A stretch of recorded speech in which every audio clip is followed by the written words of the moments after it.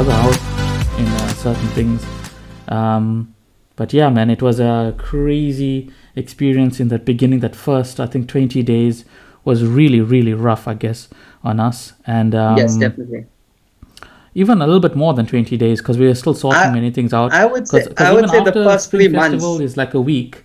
Spring Yes, Festival is like a week or so. But even yes, after, things were still not opened. So we still couldn't do many yes. things. I So we waited a remember, little while. especially for the average person, for the average person in China, they have a Chinese bank account. Um, they have a Chinese bank account, and so with the Chinese bank account, you can pay your electricity, you can pay your water, you can pay your rates sometimes. Mm-hmm. Um, you can pay your gas fees, Mm-hmm. uh, and you can pay it all on your phone, and you don't have to do anything. Mm-hmm. You can buy groceries on your Mm-hmm. phone, and they deliver it straight to your door. Mm-hmm. You can buy food, and they can deliver it straight to your door. In fact, if I had known about if I knew the Chinese food that I knew now, Mm-hmm. you and I wouldn't be going out to Western restaurants and eating. Oh I no. would just Oh order, I no. would just order Chinese food for us, and that Absolutely Chinese not. food, Yeah. that Chinese food, we could go and have nice a nice good meal, Mm-hmm. um, and or even nice like maybe 2 or 3 dishes. Um, we could have had 2 or 3 different types of dishes, and we would have been enjoying ourselves at that time.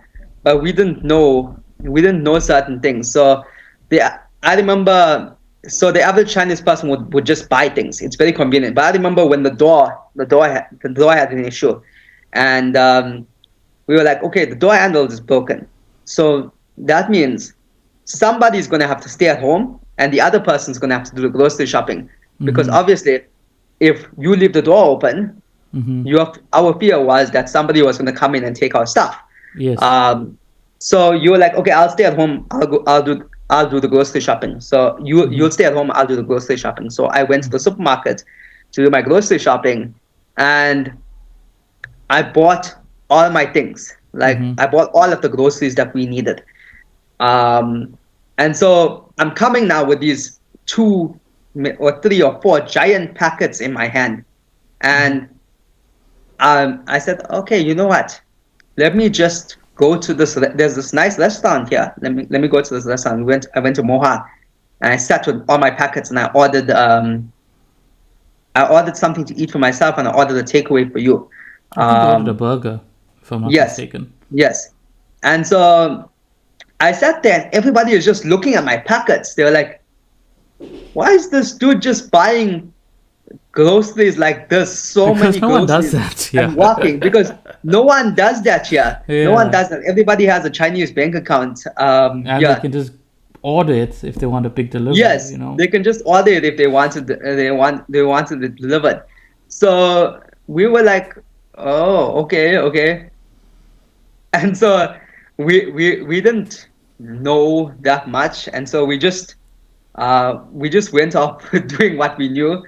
But in the end, I guess it all worked out. But it was fun to see that there were actually other ways we could have done things. Yeah, Um, I was just also yeah. thinking like, if I were to change some things, obviously I would change the electricity part of it, Yes. and maybe look at other apartments at that time. That's the only thing I would change. But in terms of our like not knowing, for me that's the best part. Going to a country and actually not knowing every single thing that's Yes. going on there. Yes.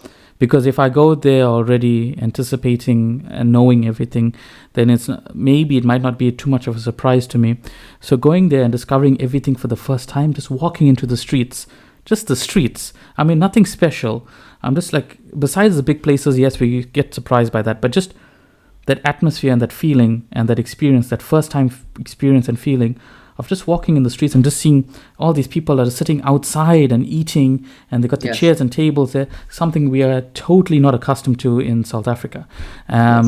It's just a wonderful thing. And people are only going home at 3 a.m. in the morning, 4 a.m. in the morning. Some of the places don't Yes. even close.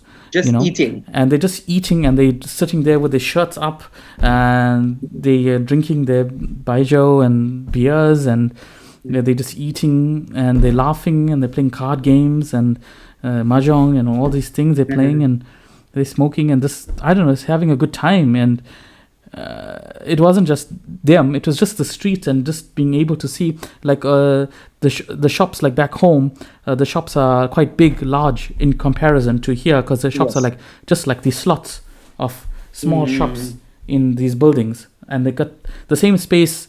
Like in South Africa, you could have like maybe 8 shops, but over here you'll have like maybe 12 or 15 shops in that same space.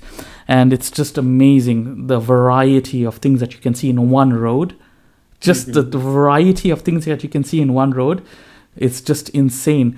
Like, they'll have a hot pot place, but then they'll have 3 hot pot places, like 3 shops later or something, like, you'll see so many of the same thing, and then you'll see a little bit variation. I don't know how to explain it. It's just, you have to experience it to appreciate actually the culture and actually how they live their life over here. Obviously you have your good and your bad, but for me, that experience was just amazing. I really loved walking through the streets, actually where we lived, just walking outside and going at night. Even sometimes I used to take a walk at midnight, 1 a.m., I just take a walk and come back like an hour or 2 hours later after a walk, and because I just go out and listen to my music and just walk through the streets, and I'll just be amazed at how lively it is at this part of the night. And no one will ever trouble you. In fact, you are a celebrity. You and I became celebrities.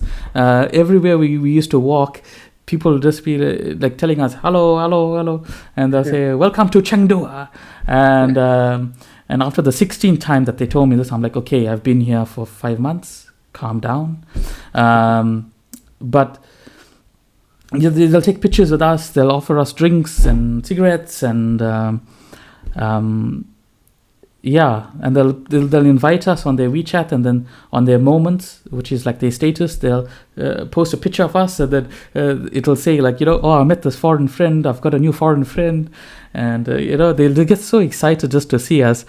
And that was the amazing experience. But even up to now too, I still get that same experience with some of the people. They'll see me and they get excited, they want to talk to me. They usually ask me if I'm from Pakistan, or India or something like that. When they're from South Africa, they kind of messes with their mind, because they don't understand how I can look like this and come from South Africa. But anyways, so I was amazed by just being like the unknown, going into the streets and finding out and experiencing all these wonderful things. How about you? Would you say something similar with you? Definitely.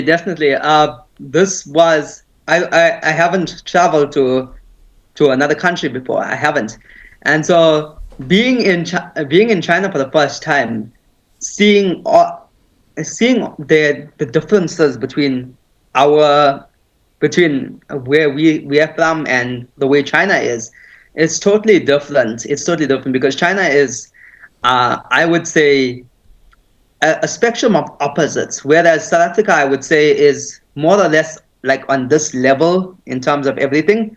China is like a seesaw. You have the super high-tech modern part that you and I see, and we're so fascinated by the gadgets, the gizmos, the technology, the lights on the street. There's lights everywhere. You walk outside the street, and there are lights, and there are flowers, and there are flower lights everywhere in the city.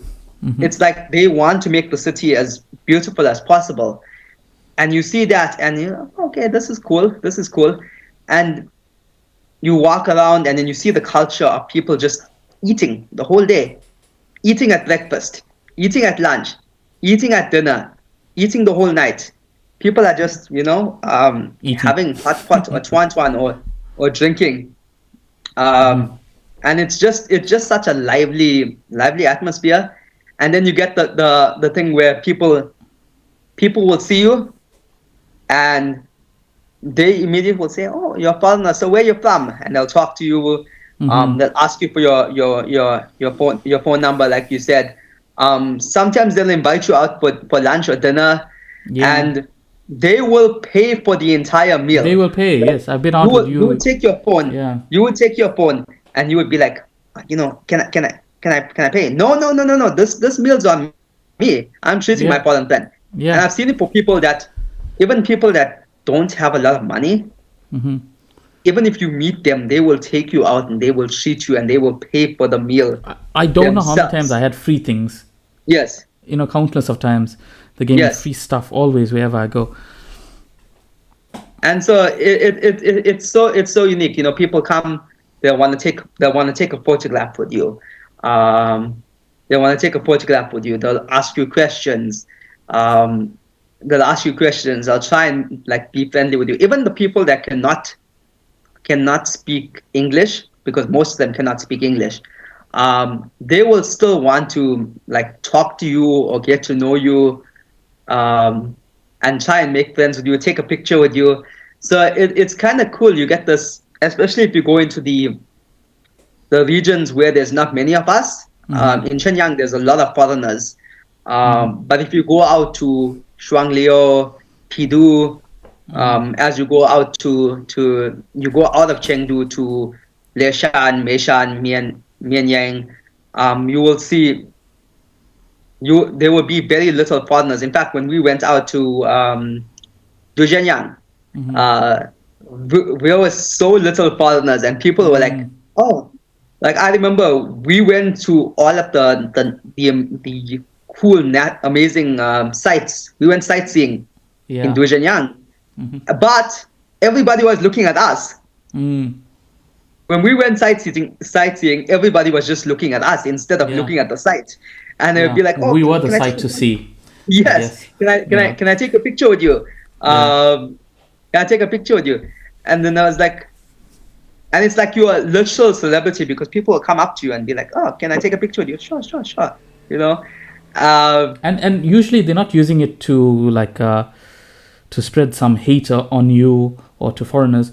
It's most likely like they just get excited and they put it on their social media and they're like, oh look, I met a foreigner, I've got a foreign yes, friend. You're not even their friend, but they'll just brag about you. Hey, I got a foreign friend, I hang out with him, blah blah blah. They just get so yes. excited.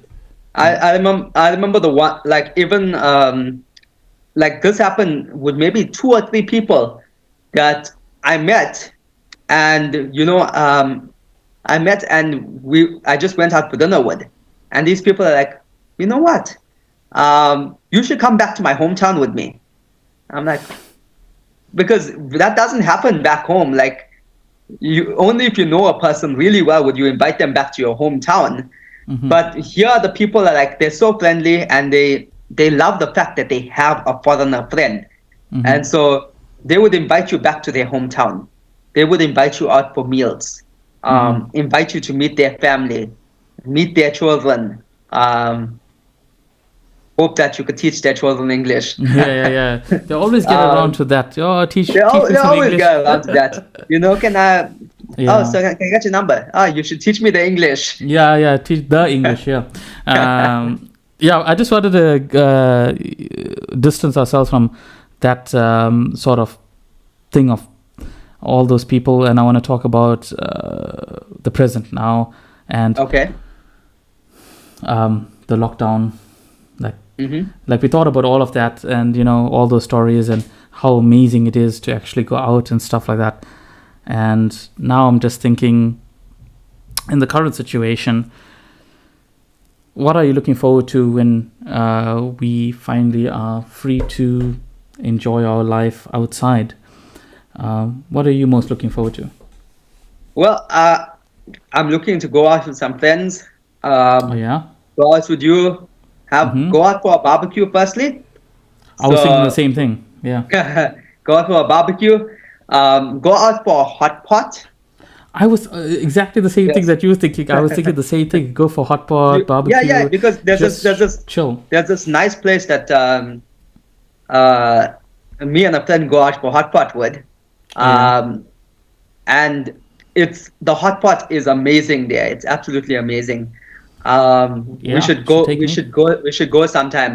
And I think even once this lockdown ends, because I think we're in the tail end of the lockdown period, Yeah. from the news I've been reading. So hoping and praying that the lockdown should end this week. Um, Yeah. from what I understand, all signs point towards that. So fingers crossed on that one. Uh, but if it does end this like next week, or when it does end, I want to go out for a barbecue, go out for a hot pot, take my bike and cycle around the city, uh, go for a walk, go for a cycle. Um, I've been long overdue to go out cycling with Sean, Mm-hmm. because he wanted to see what I'm made of. He wants Mm-hmm. to see how well I can cycle. Mm-hmm. So I want to show him that I can cycle, Sean. I can cycle quite well. Hmm. uh, like I just want to do normal things, go out with people, go out with friends. Like I feel like during this lockdown, like you're like you keep on thinking about all the things you want to do. Yeah. Like I want to do this, I want to do that, I want to eat at this place, I want to eat at that place. Yeah. Um, Also go for a haircut. Yeah. Or maybe if I don't, I'll cut it home. We'll Mm-hmm. see. But like just do normal things. Go for a haircut. Go for a meal. Go for a massage. Just do normal things. Mm-hmm. Go just do normal things in China. Just go around, maybe explore the city a little bit more. I'm sure there are still more things that we haven't done in Chengdu. Of Um, course. Of course. and so there's a lot to explore. And so yeah, and then just basically going outdoors, going outside. Yeah. Same with me, just exactly what you said. Just get back to civilization, Yes. humanity. Just get out there. Just start doing everything as normal, checking you out, and just Yeah. hanging out, man. And I think that's what it's about. Just like being with some people and being able to live your life. And with that being said, thank you so much, Trovon, for taking your time. It's been Welcome, man. a long time. I haven't seen you for so long now. And I hope to see you when we get out. Thank you so much for doing this. You can check out his channel, as I said in the beginning of this interview. It's at Trovon Ankia. You got some good videos, and he's going to drop another video. Video. And also check out our other friend at Sean Paul Arnold, actually at the Foolish Ponderer. Yeah, he's got a good channel. He just reviews some books and movies as well. He's got some good stuff going on there, so check him out as well. Thank you so much. Thank you, Trovon, for your time. Yeah. And please don't forget to like, subscribe, and leave a comment down if you like stuff like this. And I'll definitely do some more of this then. So till next time, cheers. Cheers.